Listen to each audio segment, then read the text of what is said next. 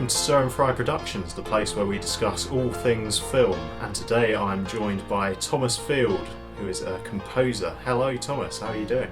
Hello Thomas, I'm good thank you. How are you? Yeah, good thanks. You're the second guest on this show, if we can call it that, but yeah. Oh well, yeah, I'm excited to be part of your new kind of enterprise. Oh, thank you. So my first question for you is, how did you get into film soundtrack composition?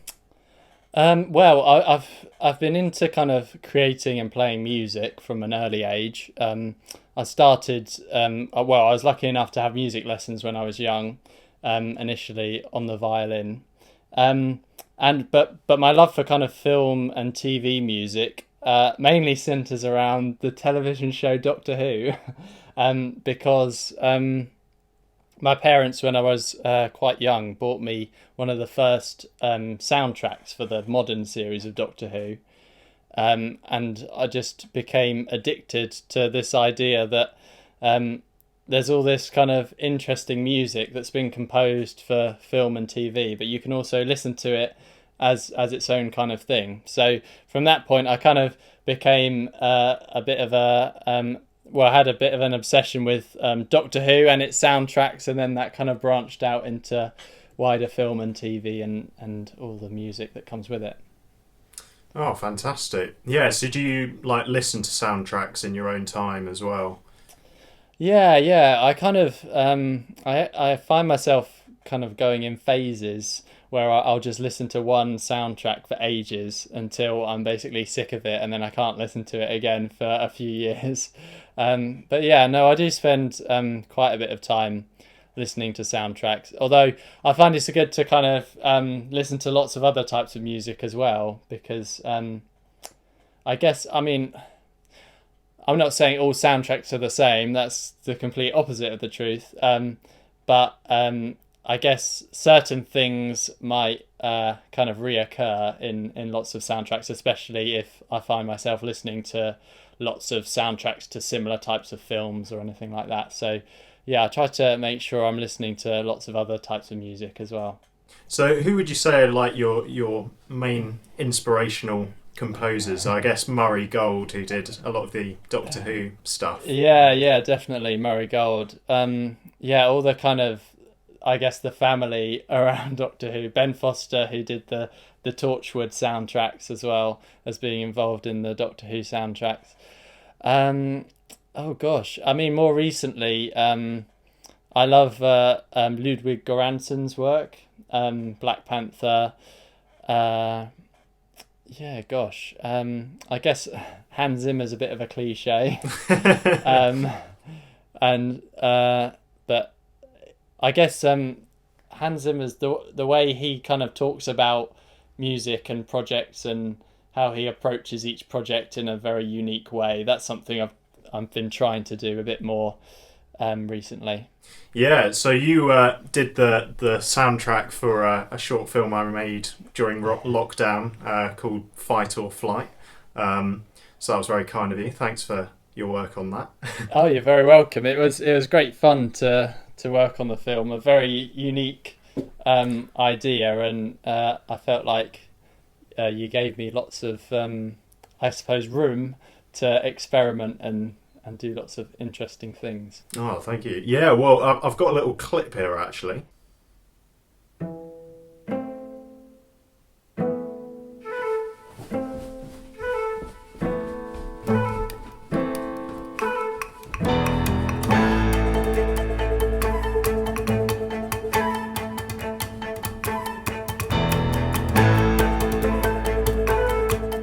What's your reaction to seeing that again? I guess you've probably seen it 100 times already. yeah, many times. I think that section of the film was the section I found trickiest. But then, kind of as I went through it, it's ended up being my favourite bit of music that I've written for it. The main thing I wanted to get across, well, a few things I wanted to get across were the kind of loneliness of the main character, which we discussed quite a lot. And also, I suppose, kind of the absurdity of it without being too overly kind of prescriptive. Yeah, I was Um, wondering if you could like just kind of walk us through your process of composing the soundtrack for Fight or Flight. okay. So, well, after we kind of discussed some ideas, you had quite a lot of ideas, which was really great. But equally, you were quite flexible. I felt in terms of allowing me to experiment and things.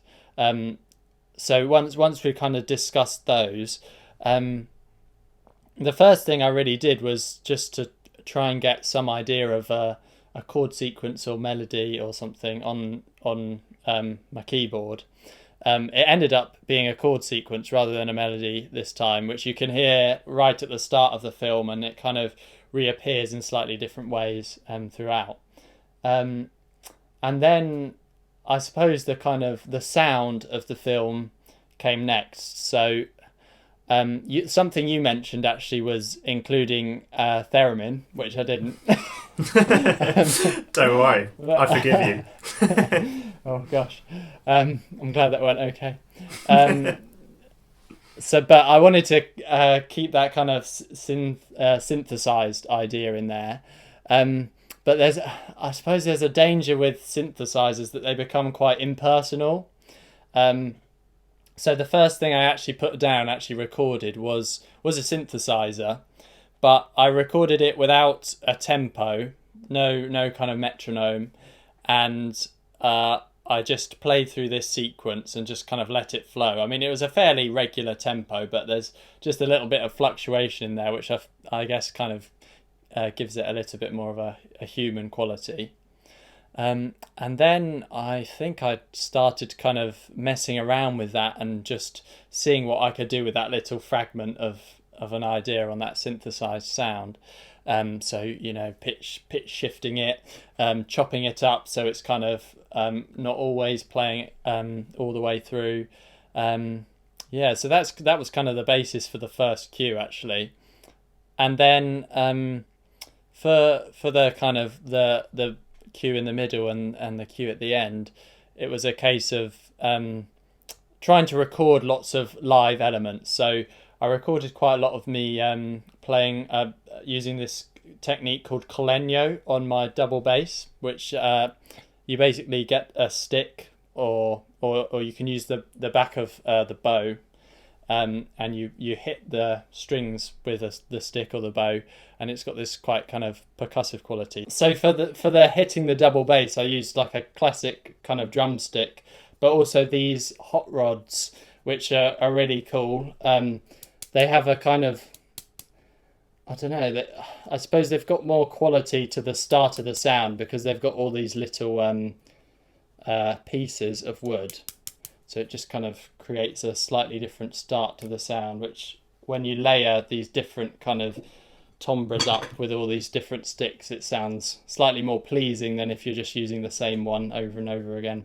And then again, warping those and messing around with those to create some kind of slightly more to create some sounds that you couldn't necessarily tell what they were or where they came from. Again, harkening back to this kind of slightly absurd idea. And then my sister Alice very kindly agreed to play some flute on the score as well. So we were quite kind of I guess we were quite kind of free with that as well. So I kind of proposed some ideas to her and we played around with them and just recorded these little fragments, which I again kind of chopped up, played around with, and then arranged afterwards. So rather than having a composed piece and notating it all and then saying to Alice, right, can you play this for me, we kind of just threw these ideas around and then I composed from those ideas afterwards. That's fascinating. Yeah. So how does like the inspiration of your kind of starting chord sequence or melody, how does that come to you? Is it just kind of feeling it out, or yeah? Oh gosh, that's a good question. I suppose a feeling out would be the best answer I could give, really. It's just without kind of sounding too pretentious or anything. It's just trying to keep the story and the characters in mind, and feeling what comes most naturally, I suppose. I guess it's kind of a process of editing as well. So I can't actually remember how many ideas I went through before I came upon this chord sequence that became the basis of it. But yeah, I guess it's not necessarily that I think, oh yeah, I've got this idea, perfect. It fits with the story and everything. It might be more a process of trying out some ideas and just thinking, well, what worked about that, what didn't, and then that can kind of lead you more in the right direction. Nice, yeah. And would you say with your kind of other soundtrack work, are there any kind of ideas you like to come back to, like particular instruments or chord progressions, anything like that? Uh, yeah, probably, probably some that I'm unconscious of. Um, I mean, double bass features a lot just because I can play it. And Alice has played flute on a couple of projects that I've done as well. So yeah, I guess that kind of instrumentation. Yeah, I mean, it's very easy to. It's actually something I often kind of rely on too often. Maybe is a kind of string sounds and or big orchestral string sounds rather. So for this, because it was quite a kind of small, intimate film about this one person, I really wanted to stay away from any lush kind of things in a massive hall and just stay really like small and intimate. And there's a bit of kind of cello in there, but it's just one cello in a tiny room. It's all quite small. So it's kind of a family band in some ways. Yeah. Yeah, I like that. So yeah, I love the way you've kind of blended live instruments and software. And a lot of people say, don't they, that the samples are getting really good, but there's nothing quite the same as real instruments. But I sense that you kind of you have quite a high opinion of the software as well, and you do use it to kind of create things that real instruments can't. Would you say Yeah, that's... yeah, or even that real instruments can, but I can't afford. But yeah, no, there's definitely, like you say, things that real instruments can't do, and there's definitely uh, a kind of a way of using samples that is more creative than just realizing a part that would normally be realized by a real player. Yeah, so I use this software called Logic. I'm lucky enough to have lots of kind of nice samples plugged into it as well. So this is the cue that I wrote for the stair running sequence. So yeah, I think this was the second cue I wrote. There were only three, so it was either the second or third cue I wrote. And I think the first thing I did was try and get a kind of sense of pace, so finding a tempo and time signatures and that sort of thing. Starts in 4/4, so 4 beats in a bar, and then changes to 6/4 over there. You know, sometimes it's good to have the hit points at the start of the bar rather than in the middle of the bar or something. So I'll just play a bit before it. So we're starting in 4/4, and then it will switch to the 6/4.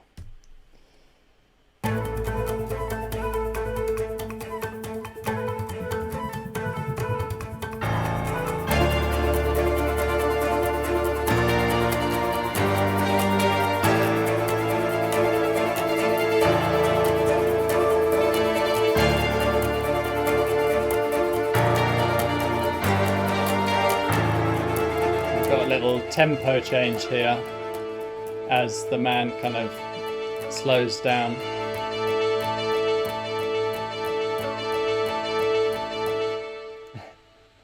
Oh yes, and then I often kind of put these markers in at the top. If I just make that a little bit bigger. So up here I'll put little markers of what's happening in the film, just so I can see easily and jump around and that sort of thing. So yeah, I'm not entirely sure where I actually started in terms of kind of instrumentation, but this cue has a lot of kind of rhythmic elements. and I can show you some of the weird things that I did with the double bass sounds. So I've got lots of kind of layers that gradually build up here throughout the piece to kind of keep the energy building. So this originally was a double bass. Little distorted bass line there. I'll start bringing in some of more of the elements as well.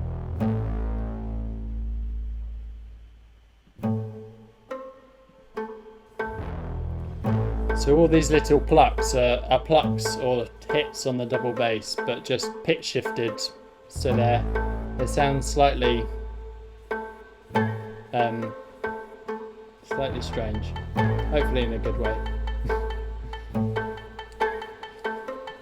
So even that really high line there, it's just the same note but squashed and squashed and squashed until it's playing a higher pitch. I'll stop that there.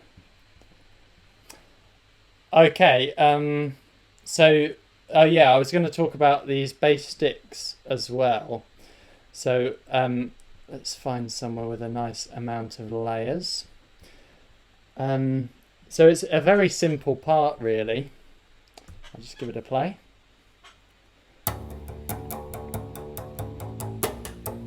And then it's the same part played again, and then again an octave up, so the same notes but higher.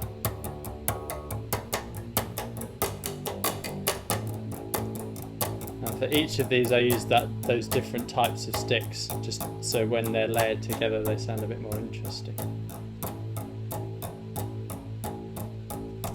There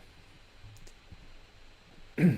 So yeah, once I'd kind of got all the elements that I wanted and recorded the flute and everything like that, I tried to just take myself away from each cue for a little bit, and so that I could come back with a fresh perspective and give it a little mix. And it's interesting.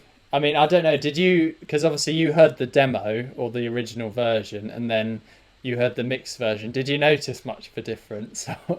Yeah, definitely. I did feel like you'd brought out certain sounds a bit more, and yeah, it felt a bit more powerful almost after you did the mix. Yeah.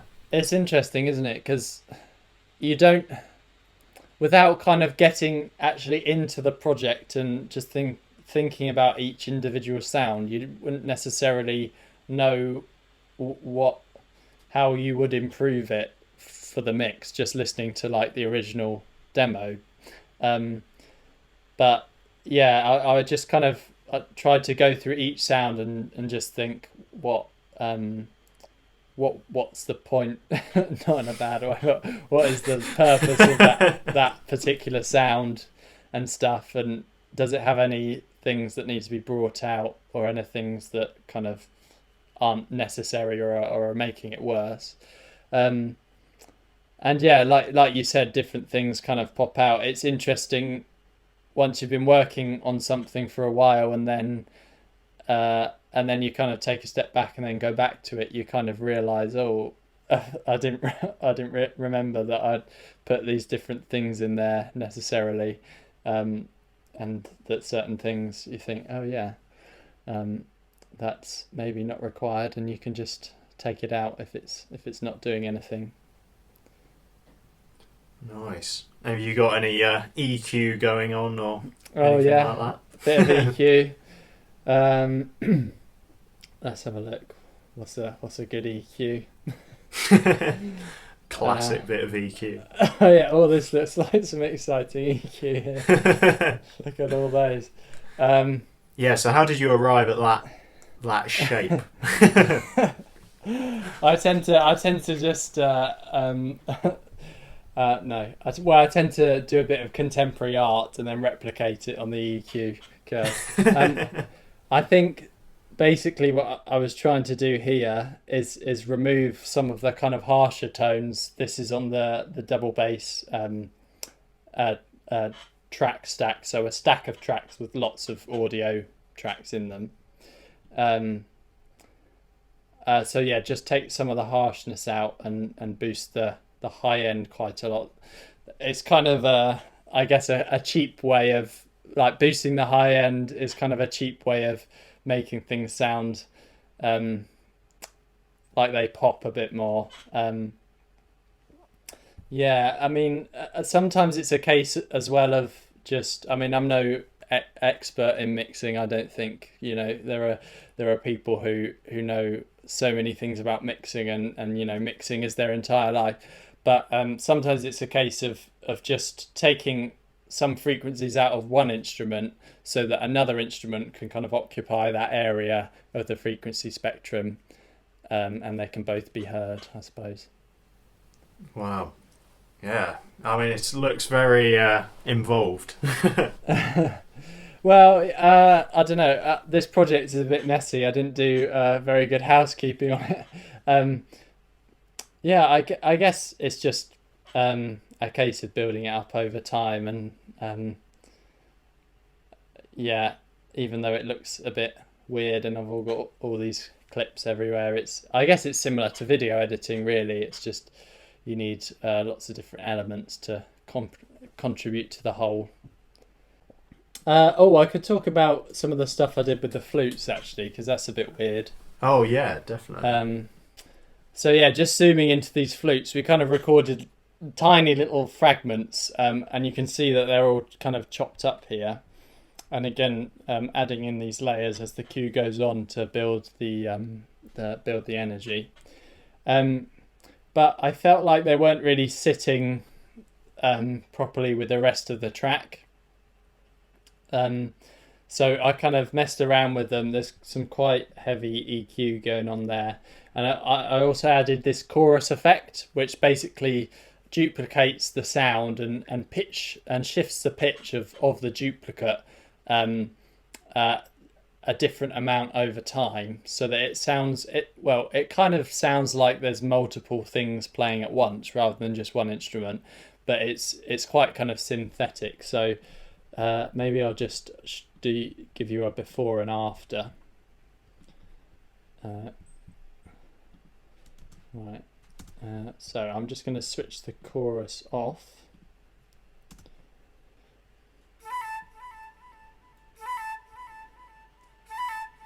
So that's normal. There's a bit of reverb and delay on there as well.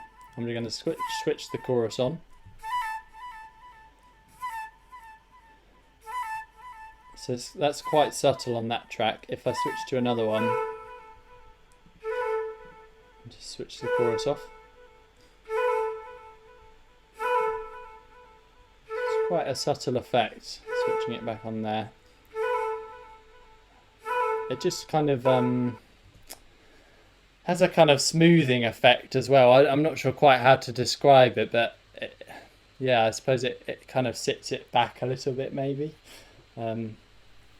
Yeah, barely noticeable on those tracks. Wow, that's cool though. Yeah, so I guess my next question is kind of a philosophical one. Do you think a film soundtrack should be noticeable? Because some people say the best soundtracks are like you just watch the scene and the music's playing and you're not actually paying attention to the music. But I don't know if I always agree with that, because I think some of my favourite films, I find myself like just remembering the soundtrack after it, and the soundtrack is the thing that really stays with me in some ways. So I was wondering if you had any thoughts on that. Yeah, no, that's really interesting. I think it 100% depends on the film or the program or whatever, and what function the music needs to play. Because in this film, for example, you've allowed for the music to do a lot. You've allowed for the music to almost take over for quite a long period of time. And obviously, if then you asked me to write music that kind of stayed in the background, it would kind of not make any sense, because we'd have this action going on, but this music not really mirroring it, I suppose. But yeah, I suppose I think it totally depends. Although, I guess if I had to take a side, I'd probably take the side of that. No, music doesn't have to be in the background and doesn't have to be kind of something that you don't notice. I think even if it's acting as underscore under dialogue, um, it can be something that's interesting and noticeable. Maybe not in the sense that it would distract you from um, the dialogue or whatever, but noticeable in terms of how it makes you feel and that sort of thing. Yeah, that's fascinating because I think there's been a kind of shift in a lot of modern film music. I mean, there's some great modern film music, but I think, yeah, there are some films where the soundtrack would be quite boring to listen to on its own. No offense to those composers. If it's just like long notes or something, and it's literally just to provide a bit more atmosphere. But yeah, it's kind of like when you look at a lot of old films, like a lot of Hitchcock films, the soundtrack is really, it kind of has its own character, as you say, and it's like you would just listen to it. Yeah, yeah, and I think it's something that I guess it's something that needs to be thought about at the same stage as writing dialogue, I suppose, at the same stage as writing the script. If people are able to kind of keep in mind what they want the music to be doing from the very start of the filmmaking process, then you can have these moments where you know that your edit is gonna seem really strange without the music because you've intended it to have this big musical moment. Um, yeah. That's fascinating. Yeah. Do you like working with temp tracks, or do you find that kind of dictates your own composing too much? Yeah, that's another funny one. We chatted a bit about this right at the start. Did you kind of edit to a temp track? Yeah, I did. So I edited to a temp track to kind Unbelievable. of to kind of give some, I guess, to kind of set the pulse. But I deliberately, when I sent you the first draft, I didn't want you to hear the temp track because I didn't want it to kind of Yeah, subconsciously influence you. yeah. I Um, think potentially that's almost well. That could be the best way of doing it, really, to edit to the temp. So, like you say, you get the tempo and stuff, and then but then give the composer a completely clean slate, which was yeah, that was great that you did that. But then, well, yeah, it does kind of have its benefits, I suppose, because it's kind of like a if you watch the scene with the temp music, you can kind of immediately get a sense of the tone that you know that everyone's after, and that sort of thing. Yeah, I think the problem a lot among a lot of directors is they kind of fall in love with the temp music and then they can't imagine anything yeah, else. So I think it was good that you produced a first kind of draft like a demo track very quickly, and then from that point I was only editing to your music, and then I immediately no other music could work in my mind. So that was helpful, I think.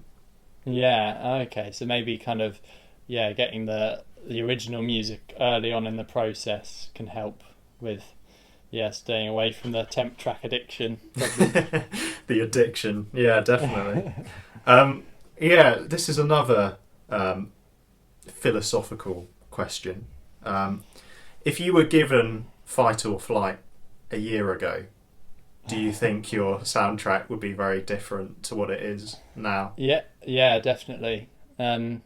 Fairly recently, I've been kind of trying to use more original sounds and trying to rely less on samples that I've bought and stuff. Just partly because it feels a bit, not genuine and kind of maybe a cheat as well. I mean, obviously, I'm lucky to have access to Logic, which is a great software and nice microphones and nice instruments and stuff. So obviously, I've got a lot of kind of privilege there in terms of what I'm able to do. Um, yeah, so I suppose if it was a year ago, maybe my approach would have been to dive straight in with some pre-existing sounds and find some pre-existing sounds that worked. Yeah, and something I've been trying to do more recently as well is just think about the musical content first. So don't worry about the actual sounds that's going to be played on, how you're going to record it, or anything like that. Just think about the notes and get an idea, and then let it flow from there. Oh, that's really interesting. Yeah. And if you do you have any like advice for aspiring film composers? Me being one of those. um, oh gosh. Um, well, if someone was kind of thinking of starting, trying writing some music for a film or something like that, I'd kind of say again, just concentrate on the musical ideas first. Um, talk to talk to your kind of collaborators as much as you can. Get an idea of what they want. I suppose get that idea of what they want early so that you don't come unstuck later on. Um, and yeah, be open to experimenting, I suppose. And I mean, I'm a bit biased, but I just love messing around with sounds and making stuff not what it's meant to be. That's quite fun. I'd recommend having fun. Have fun. Yeah, Yeah. that's brilliant. Well, no, that's been absolutely fascinating to get an insight into your process. If people want to kind of follow your work and the projects you're working on, where can they go? Oh, well, I have a website, thomasfieldmusic.com. I'm also on Twitter at Thomas J Field, and the same handle on Instagram. And I'm also on Facebook as well. Yeah, I post occasionally on there a little melody or a little jingle or whatever. Well, thank you, Thomas, for joining us. Well, thank you for having me. It's been fun to chat about the project and everything. Yeah, and it's been fun to work on the project as well. I'm looking forward to seeing what happens with it.